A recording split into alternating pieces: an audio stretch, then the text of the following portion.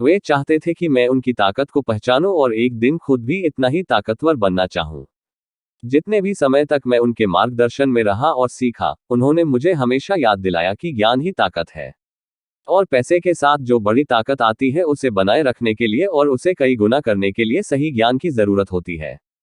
उस ज्ञान के बिना संसार आपको इधर उधर धक्के मारता रहता है। अमीर डैडी हमेशा माइक और मुझे यह याद दिलाया करते थे कि सबसे ज्यादा डरावना व्यक्ति बॉस या सुपरवाइजर नहीं होता, बल्कि टैक्समैन होता है।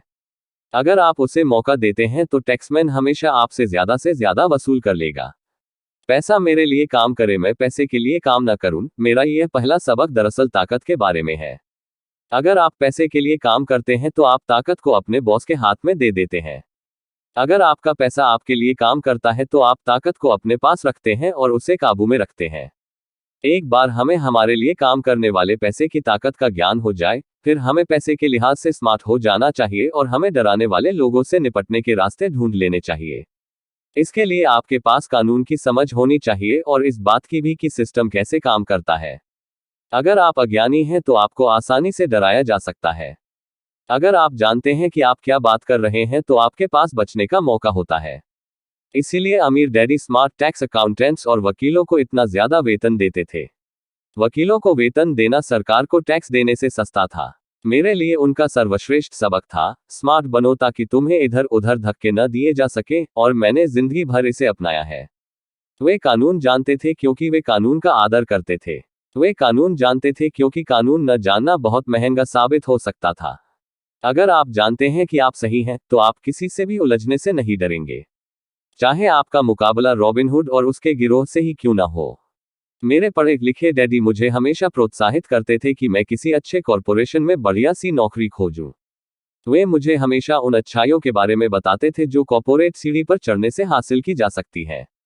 वे यह नहीं समझ पाते थे कि कॉर्पोरेट नियोक्ता से मिलने वाले वेतन के चेक पर पूरी तरह निर्भर रहने से मैं एक ऐसी दुधारू गाय बन जाता था जिसे दोहा जा सकता है। जब मैंने अपने अमीर डैडी को अपने डैडी की सलाह बताई तो वे केवल हंसे।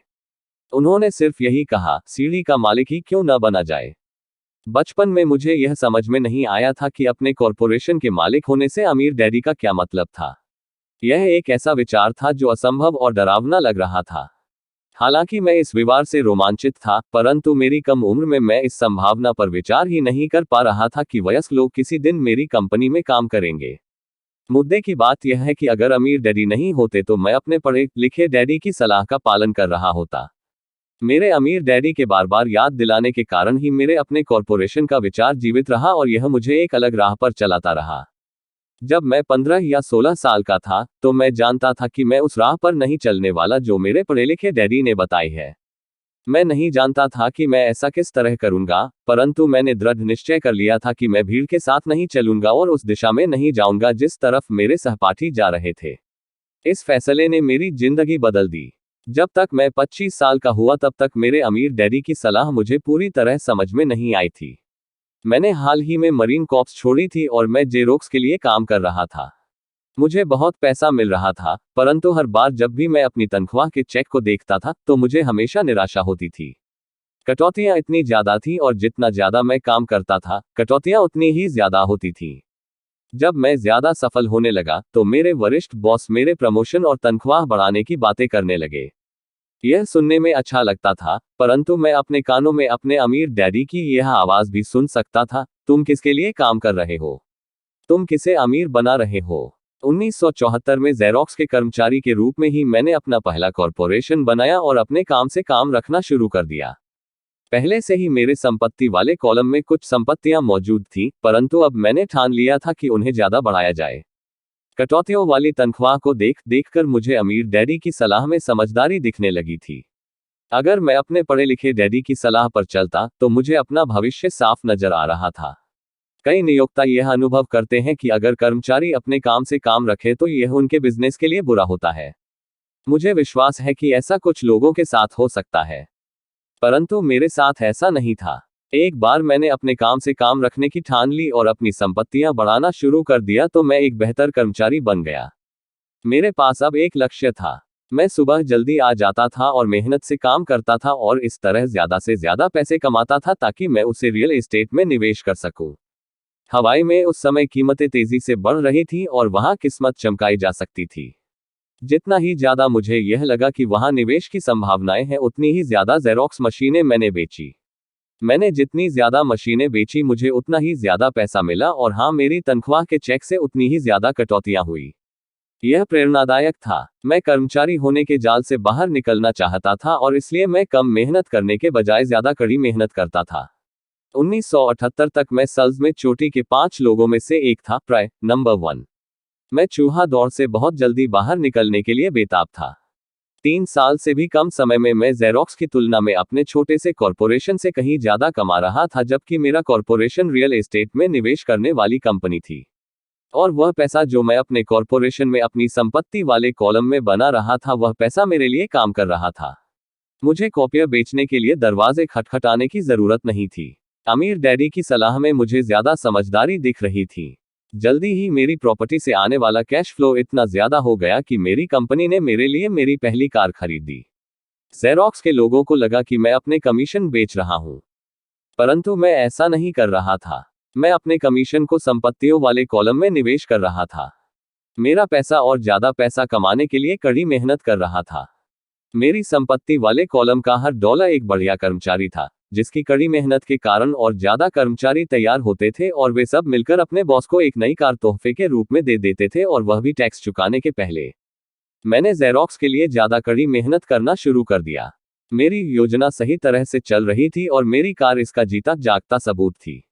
अपने अमीर डैडी से सीखे गए सबक के कारण मैं उस चूहा दौड़ के मिथक से बाहर निकलने में सफल हो सका था और कम उम्र में ही एक नियोक्ता बन गया था।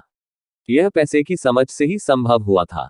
इस वित्तीय ज्ञान के बिना, जिसे मैं फाइनेंशियल आईक्यू कहूंगा, आर्थिक स्वतंत्रता की मेरी राह में बहुत ज्यादा मुश्किलें आई होती। अब मैं फाइनेंशियल सेमिनारों में दूसरों को इस आशा के साथ सिखाता हूं ताकि मैं उनके साथ अपना ज्ञान बांट सकूं। जब भी मैं लेक्चर देता हूं तो मैं लोगों को यह याद दिलाता हूं कि फाइनेंशियल आईक्यू विशेषज्ञता के 4 बड़े क्षेत्रों से आने वाले ज्ञान से बनता है। नंबर 1 है अकाउंटिंग, जिसे मैं फाइनेंशियल साक्षरता कहता हूं। अगर आप साम्राज्य बनाना चाहते हैं तो यह बहुत महत्वपूर्ण दक्षता है। आप जितने ज्यादा धन के लिए जिम्मेदार होंगे, उतनी ही ज्यादा सूक्ष्मता की जरूरत होगी, नहीं तो आपका साम्राज्य ताश के पत्तों के महल की तरह ढह जाएगा। यह बाएं मस्तिष्क का पहलू है जिसमें वर्णन या सूक्ष्मता जरूरी है। फाइनेंशियल साक्षरता वह योग्यता है जिसके सहारे फाइनेंशियल स्टेटमेंट्स को और समझा जा सकता है। इस योग्यता से आप किसी भी व्यवसाय की कमजोरियों और मजबूतियों को पहचान सकते हैं। नंबर 2 है निवेश, जिसे मैं पैसे से पैसे बनाने का विज्ञान कहता हूं। इसमें तकनीकों, रणनीतियों और फॉर्मूलों की जरूरत होती है। यह मस्तिष्क का दायां पहलू है, यानी रचनात्मक पहलू। नंबर 3 है बाजार की समझ, मांग और पूर्ति का विज्ञान। बाजार के तकनीकी पहलुओं को जानने की जरूरत है जो कि भावनाओं द्वारा संचालित होते हैं। 1996 में क्रिसमस के दौरान टिकल मी एल्मो डॉल का प्रकरण भी तकनीकी या भावनाओं द्वारा संचालित बाजार का उदाहरण है। बाजार का दूसरा तत्व निवेश की मूलभूत या आर्थिक समझ है।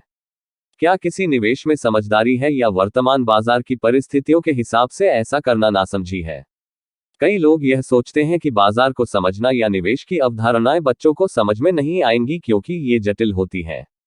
वे यह नहीं देख पाते कि बच्चे इन विषयों को अनुभूति से समझ लेते हैं।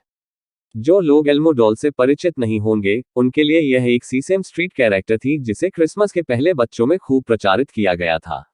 लगभग सभी बच्चे इसे खरीदना चाहते थे और अपनी क्रिसमस की सूची में उन्होंने इसे सबसे ऊपर रखा था। परंतु क्रिसमस के लिए इसका विज्ञापन करने के बाद जब यह बाजार से गायब हो गई तो कई लोग यह सोचने लगे कि कहीं कंपनी ने जानबूझकर तो इसे बाजार से गायब नहीं कर दिया है। इसकी मांग बहुत ज्यादा थी और पूर्ति बहुत कम, इसलिए बाजार में भगदड़ और हड़बड़ी का माहौल बन गया। स्टोर्स में जब खरीदने के लिए कोई डॉल नहीं बची, तो दुकानदारों और दूसरे खिलौने बनाने वालों ने इसमें मुनाफा कमाने का मौका देखा। जिन्हें डॉल नहीं मिल पाई थी, वे दुर्भाग्यशाली मम्मी डैडी क्रिसमस के लिए कोई दूसरा खिलौना खरीदने के लिए मजबूर हो गए। टिकल मी एल्मो डॉल की अविश्वसनीय लोकप्रियता मेरी समझ में नहीं आई, परंतु यह मांग और पूर्ति के अर्थशास्त्र का बढ़िया उदाहरण है। यही बात स्टॉक, बॉन्ड्स, रियल एस्टेट और बेसबॉल कार्ड बाजारों पर लागू होती है। नंबर 4 है कानून। उदाहरण के तौर पर अकाउंटिंग, निवेश और बाजारों की तकनीकी दक्षताओं के सहारे कॉरपोरेशन का प्रयोग विस्फोटक वृद्धि प्रदान कर सकता है। कोई भी आदमी जिसे कॉरपोरेशन द्वारा दिए जाने वाले टैक्स फायदों और सुरक्षा का ज्ञान हो, वह बहुत ज्यादा तेजी से तरक्की कर सकता है और अमीर बन सकता है, जो किसी कर्मचारी या छोटे बिजनेस के मालिक के लिए संभव नहीं है। इसमें उतना ही अंतर है जितना पैदल चलने वाले और उड़ने वाले में होता है। यह अंतर बहुत ज्यादा हो जाता है जब हम इसे दीर्घकालीन संपत्ति के संदर्भ में देखते हैं। 1. टैक्स लाभ। एक कॉरपोरेशन कई ऐसी चीजें कर सकता है जो एक आदमी नहीं कर सकता, जैसे कि यह टैक्स देने के पहले खर्च कर सकता है। यह विशेषज्ञता का एक ऐसा क्षेत्र है जो बहुत रोमांचक है, परंतु इसमें अंदर घुसना तब तक जरूरी नहीं है जब तक कि आपका बिजनेस या संपत्ति बहुत बड़ी ना हो। कर्मचारी कमाते हैं और टैक्स चुकाते हैं और फिर जो बचता है उससे अपना खर्च चलाते हैं। एक कॉरपोरेशन कमाता है, जितना खर्च कर सकता है करता है और फिर बची हुई रकम पर टैक्स चुकाता है। यह अमीरों द्वारा इस्तेमाल किया जाने वाला सबसे बड़ा कानूनी बचाव का रास्ता है। इन्हें बनाना आसान है और बहुत ज्यादा महंगा नहीं है, बशर्ते कि आपके पास अपने खुद के निवेश हो जो अच्छा कैश फ्लो दे रहे हो। उदाहरण के तौर पर, अपने कॉरपोरेशन का फायदा यह है, घूमने जाने का कार्यक्रम हवाई में बोर्ड मीटिंग बन जाता है। कार का भुगतान, बीमा, रिपेयर इत्यादि कंपनी खर्च में डाल दिए जाते हैं। हेल्थ क्लब की सदस्यता भी कंपनी खर्च है। ज्यादातर रेस्टोरेंट के दिन भी आंशिक व्यय है। और भी ऐसे बहुत से खर्च हैं जो टैक्स चुकाने के पहले किए जाते हैं। 2. कानूनी मुकदमों से सुरक्षा। हम एक कानूनी समाज में रह रहे हैं। हर आदमी आपसे फायदा चाहता है। अमीर लोग अपने क्रेडिटर्स से अपनी ज्यादातर संपत्ति को छुपाने के लिए कॉर्पोरेशंस और ट्रस्ट्स का सहारा लेते हैं। जब भी कोई किसी अमीर आदमी पर दावा ठोकता है तो उसे यह पता चलता है कि वह कानूनी कवच से घिरा हुआ है और दरअसल उस अमीर आदमी के पास कोई संपत्ति है ही नहीं। वे हर चीज पर नियंत्रण रखते हैं, परंतु वे किसी चीज के मालिक नहीं होते। गरीब और मध्य वर्गीय लोग हर चीज के स्वामी होने की कोशिश करते हैं और इसलिए जब उन पर दावा ठोका जाता है तो वे सरकार या अपने साथी नागरिकों के हाथों अपनी संपत्ति खो बैठते हैं। उन्होंने रॉबिनहुड की कहानी से यह सीखा है कि अमीरों से वसूलो, गरीबों में बांट दो। इस पुस्तक का लक्ष्य यह नहीं है कि कॉरपोरेशन बनाने का तरीका बताया जाए, परंतु मैं कहूंगा कि अगर आपके पास किसी तरह की वैध संपत्तियां हो तो आप जितनी जल्दी हो सके कॉरपोरेशन द्वारा दिए जाने वाले फायदों और सुरक्षा के बारे में ज्यादा जान लें। इस विषय पर कई पुस्तकें लिखी गई हैं जो इन फायदों के बारे में विस्तार से बताती हैं और कॉरपोरेशन बनाने के लिए जरूरी सीढ़ियों को भी समझाती हैं। एक पुस्तक खास तौर पर बहुत अच्छी है जिसका शीर्षक है थिंक एंड ग्रो रिच। यह पुस्तक कॉरपोरेशन की ताकत का बखूबी वर्णन करती है। फाइनेंशियल आईक्यू दरअसल कई कुशलताओं और गुणों का मेल है। मैं तो यही कहूंगा कि यह ऊपर बताई गई 4 तकनीकी दक्षताओं का समन्वय है जो मूलभूत फाइनेंशियल ज्ञान का आधार है। अगर आप बहुत ज्यादा पैसा कमाना चाहते हैं तो इन दक्षताओं के समन्वय से आपका फाइनेंशियल ज्ञान बहुत ज्यादा बढ़ जाएगा। हम आपकी संपत्तियों के चारों तरफ कॉरपोरेशन का कवच लपेटने की बहुत ज्यादा सलाह देते हैं।